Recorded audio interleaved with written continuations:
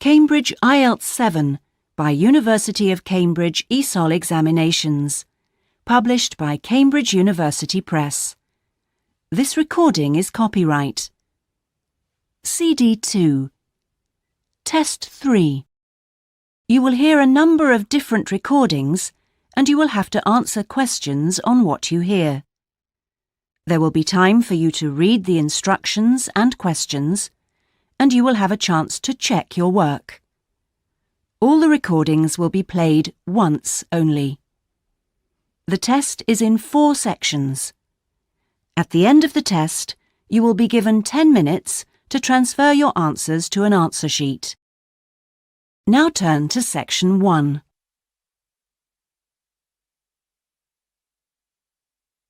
Section 1. You will hear a conversation between a student and a job advisor.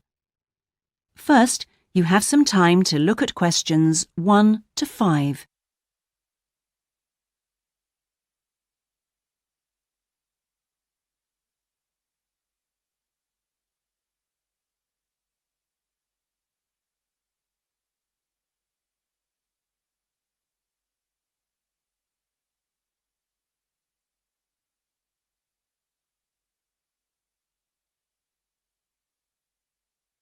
You will see that there is an example that has been done for you. On this occasion only, the conversation relating to this will be played first. Good morning. Oh, good morning. Is this, room number 26? Yes, that's right. So, is this the Student Job Centre? It certainly is. How can I help you? Well, actually, I'm looking for a job, a part-time job. Do you have anything available at the moment? The student is looking for a part-time job, so part-time has been written in the space. Now we shall begin. You should answer the questions as you listen, because you will not hear the recording a second time. Listen carefully and answer questions 1 to 5. Good morning. Oh, good morning. Is this, room number 26? Yes, that's right. So, is this the Student Job Centre? It certainly is. How can I help you? Well, actually, I'm looking for a job, a part-time job. Do you have anything available at the moment? Yes. Are you a registered student? I'm afraid this service is only available to full-time students. Yes, I am. I'm doing a degree in business studies. Here's my student card. Which year are you in? Well, I've been at uni for 4 years, but I'm in the 3rd year because I took last year off. Right. Well, let's just have a look at what positions are available at the moment. There's a job working at the reception desk at the sports centre for 3 evenings a week. That's Wednesdays, Thursdays and Fridays. That sounds like fun, but unfortunately I have evening lectures, so that's not possible, I'm afraid. Is there anything during the day? OK, that's no good then. What about cleaning? There's a position for a cleaner at the childcare centre. Right. But you'd need to be there at 6 a.m. Does that appeal? 6 o'clock in the morning? Ooh, that's far too early for me, I'm afraid. I'd never make it that early in the morning. Well, there was a position going in the computer lab for 3 days a week that might be OK. Here it is. No, it's in the library, not the lab. Clerical assistant required. I think it mostly involves putting the books back on the shelves. Oh, no, hang on. It's for Wednesday and Friday evenings again. No, I can't manage that because of the lectures. OK, I'm getting the idea. Look, I'll just get a few details from you anyway, and then we can check through the list and see what comes up. Before you hear the rest of the conversation, you have some time to look at questions 6 to 10.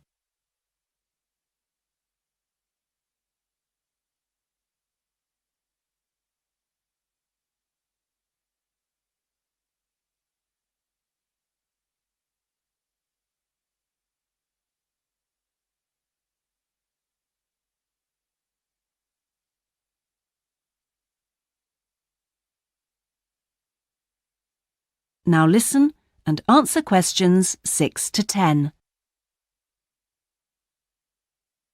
We'll fill in the personal details on this application form first, if that's okay.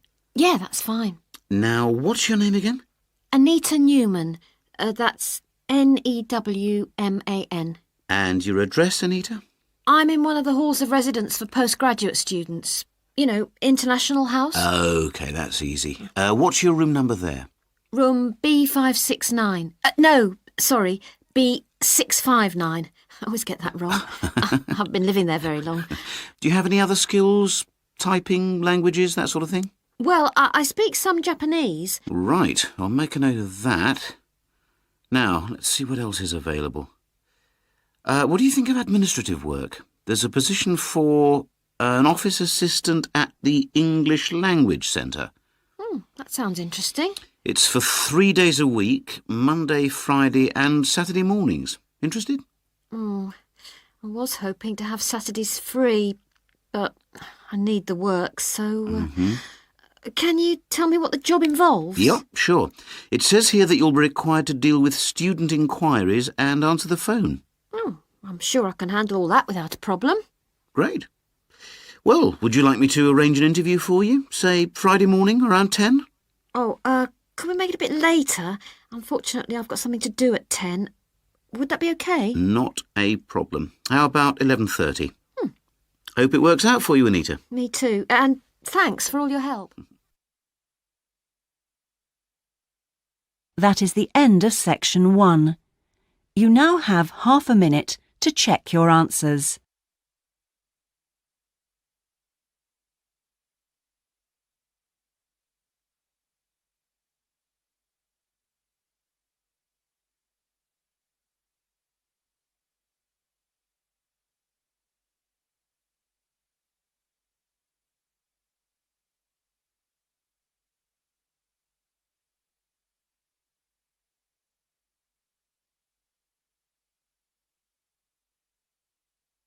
Now turn to section 2.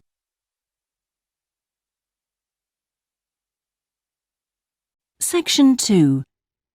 You will hear a talk given by a group offering a walking holiday to raise money for charity. First, you have some time to look at questions 11 to 16.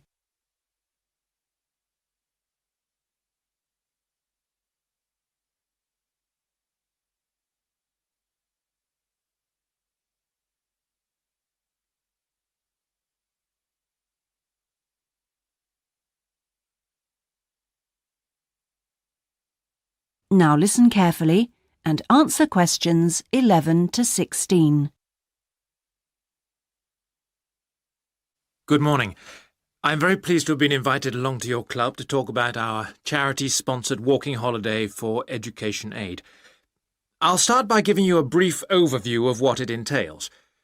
First of all, let me explain what we mean by sponsored here. This is where people promise to donate money to the charity if you achieve your goal. In this case, to walk a certain number of miles. Basically, we are organising a 10-day holiday from the 6th to the 16th of November, with 8 days actual walking, trekking in the Samira Mountains. Let's have a look at some of the details. We require you to raise sponsorship money of at least $3,200, paying $250 of it up front as a deposit, and the rest in stages throughout the year. Out of this, about 35% will go on your expenses, and that leaves 65% guaranteed to go to the charity. Which brings me to the most important part. This trek is being specifically organised to help education in the Samira region. Last year, we helped train teachers for the disabled, and this year we're focusing on the pupils. Each of the walkers' sponsorship money will go to help an individual special needs pupil in one of the mountain schools. In the second part of the talk, I'll be giving you a lot more details. But back to the basic information. Age limits. This is the second time we've run this kind of holiday, and on the first we even had an 80-year-old. But we found it was wise to establish limits this time. You have to be at least 18, and the top limit is now 70. though you need to obtain a health certificate from your doctor if you are over 60 years old. Now, the Samira Mountains are among the highest in the world, but you mustn't be too daunted. We will mainly be trekking in the foothills only, although there will be spectacular views even in the foothills. However, you will need to be extremely fit if you aren't now and you're interested in coming with us. You have plenty of time to get into shape. You'll be sleeping in tents, so you must have quite a bit of equipment with you, but you will be helped by local assistants. Your bedding and so forth will be carried by them. We ask that you only walk with a small rucksack with needs for the day. I don't think I've really said enough about the marvellous area you'll be walking in. Let's have a look at some of the sights you'll be seeing. Apart from these spectacular snow-covered peaks and valleys, there are marvellous historic villages. The area's been famous for centuries for making beautiful carpets, although recently there has been a trend to move into weaving blankets and wood carving. The people are extremely friendly and welcoming. We deliberately keep the party small in size to minimise disruption to people and landscape. Before you hear the rest of the talk, you have some time to look at questions 17 to 20.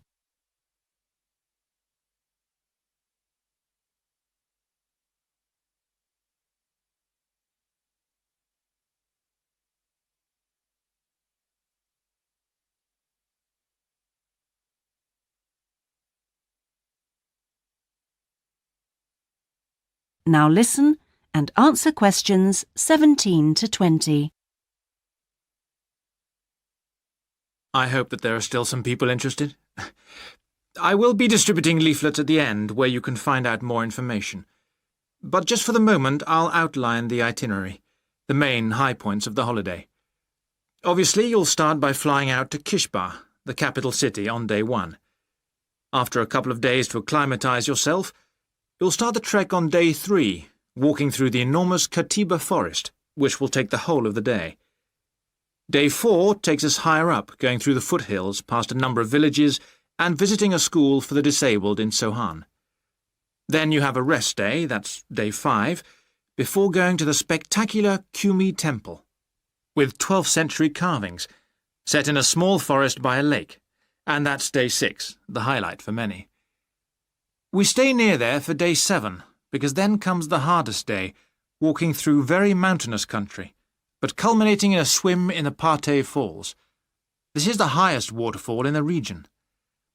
Day 9 is much easier, with part of the day spent in a village where they make some of the gorgeous red blankets. Then back down to Kishba and the journey home. So, you can see it's a pretty packed timetable. That is the end of section 2. You now have half a minute to check your answers.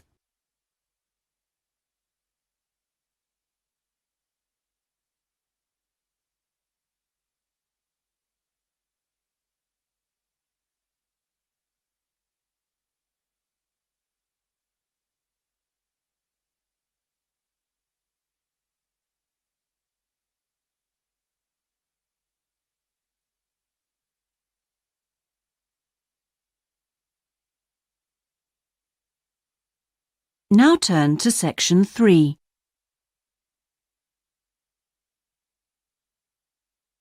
Section 3. You will hear part of a seminar on ocean research given by a climate scientist. First, you have some time to look at questions 21 to 25.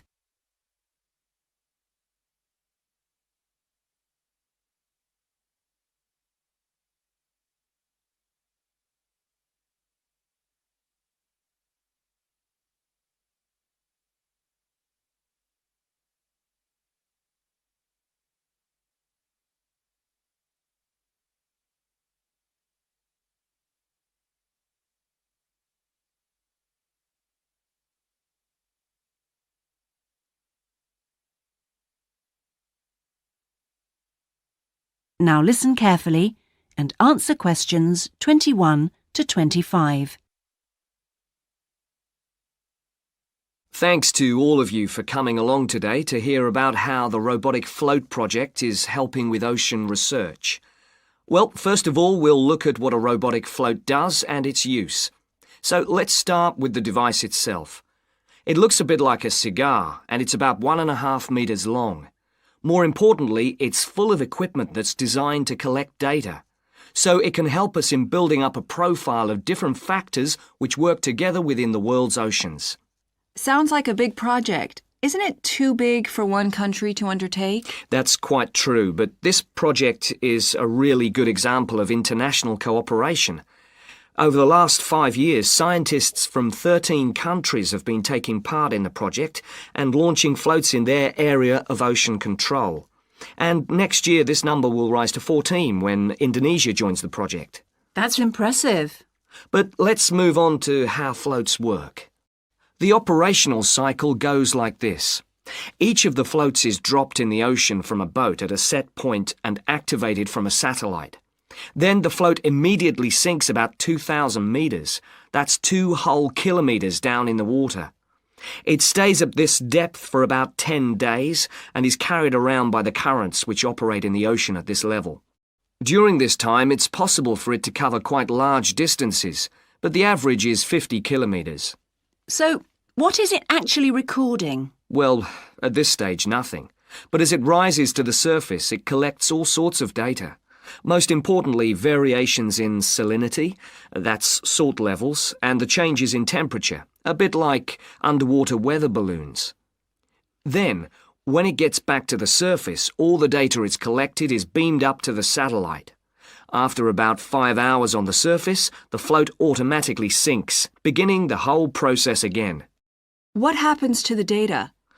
Well, the information is transferred direct to onshore meteorological stations, like our one in Hobart, and within 4 hours the findings can be on computers, and they can be mapped and analysed. Before you hear the rest of the seminar, you have some time to look at questions 26 to 30.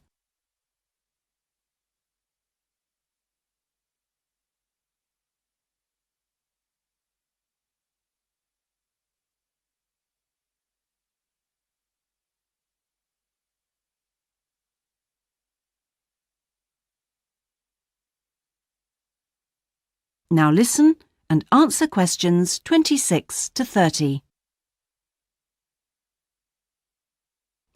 You say you're building models of the world's ocean systems, but how are they going to be used? And more importantly, when?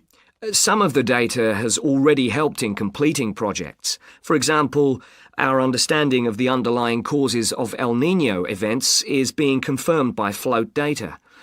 Another way we're using float data is to help us to understand the mechanics of climate change, like global warming and ozone depletion. That's part of an ongoing variability study, but the results are still a long way off. However, this is not the case with our ocean weather forecasting. Because we know from the floats what the prevailing weather conditions will be in certain parts of the ocean, we can advise the Navy on search and rescue missions. That's happening right now, and many yachtsmen owe their lives to the success of this project. In addition, the float data can help us to look at the biological implications of ocean processes. Would that help with preserving fish stocks? Yes, and advising governments on fisheries legislation. We're well on the way to completing a project on this. We hope it will help to bring about more sustainable fishing practices. We'll be seeing the results of that quite soon. It sounds like the data from floats has lots of applications. Yes, it does. It's also a powerful agricultural tool. If we were aware of what the weather would be like, say, next year, we could make sure that the farmers planted appropriate grain varieties to produce the best yield from the available rainfall. That sounds a bit like science fiction, especially when now we can't even tell them when a drought will break. I agree that this concept is still a long way in the future, but it will come eventually, and the float data will have made a contribution. That is the end of section 3. You now have half a minute to check your answers.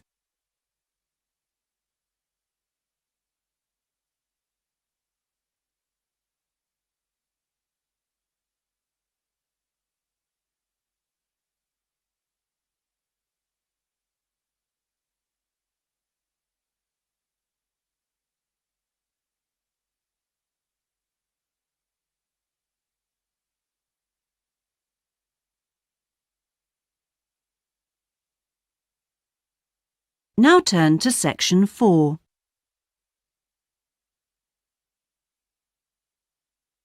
Section 4. You will hear part of a lecture about hotels and the tourist industry. First, you have some time to look at questions 31 to 40.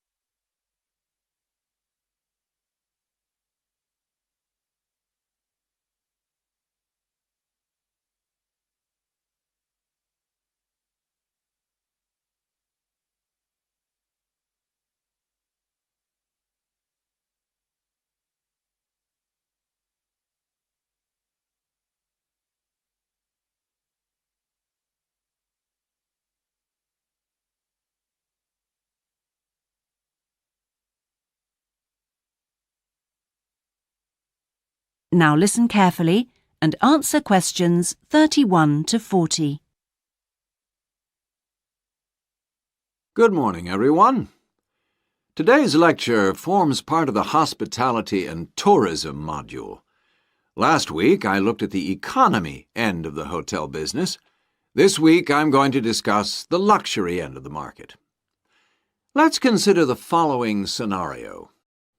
You wake up in the middle of the night in a strange hotel miles away from home, disoriented most probably from jet lag, when even the most expensive surroundings can seem empty and dispiriting.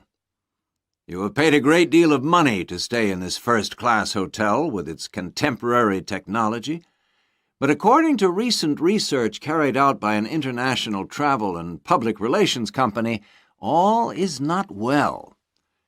The research suggests that even the most opulent, luxurious hotels seem to have underestimated the most basic needs of their customers, be they traveling for work or pleasure. The need to feel at home in surroundings which are both familiar and inviting. Do these findings, however, apply only to hotels situated in particular areas? Is it possible that the external environment can affect a guest's well-being?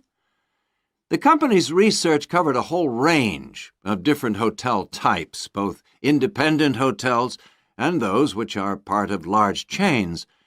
They investigated chic so-called boutique hotels in the heart of downtown business districts, stately mansions located in the depths of beautiful countryside, and plush hotels built at the edge of tropical beaches, surrounded by palm trees and idyllic blue ocean. And the research concluded that what was outside the hotel building simply didn't matter. This is a fascinating revelation, and those of you hoping to move into careers in the travel and leisure industry would be well advised to look at the findings in more detail. But back to the main point of this lecture, the need to feel at home. What can the hotel industry do about it?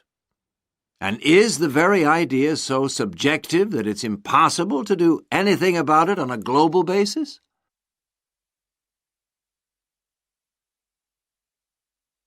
However, nothing stands still in this world. One company has come up with the slogan, "Take your home with you," and aims to provide clients with luxury serviced apartments. Those in the business travel industry maintain that these serviced apartments dispense with all the unwanted and expensive hotel services that business travelers don't want, while maximizing the facilities they do want. For example, not only sleeping and living accommodation, but also a sleek modern kitchen that allows guests to cook and entertain, if they wish, at no additional cost.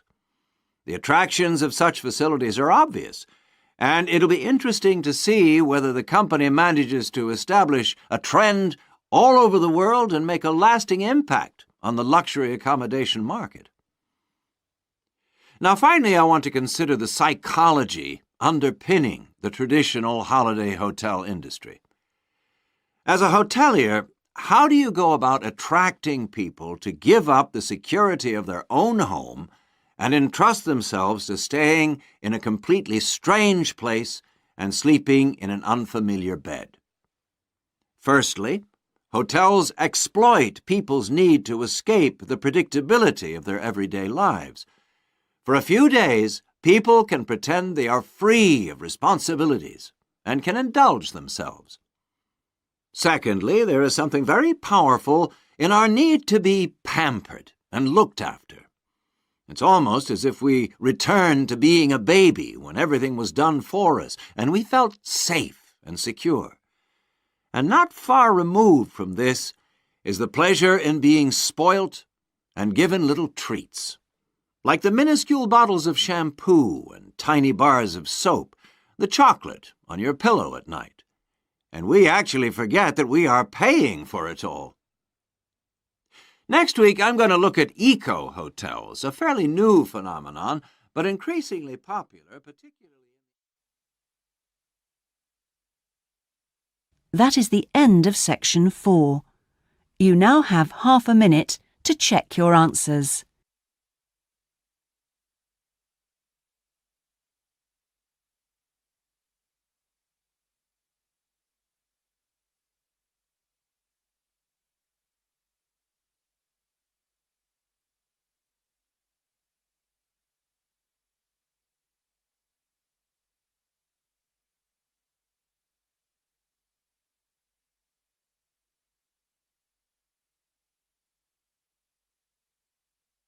That is the end of the listening test.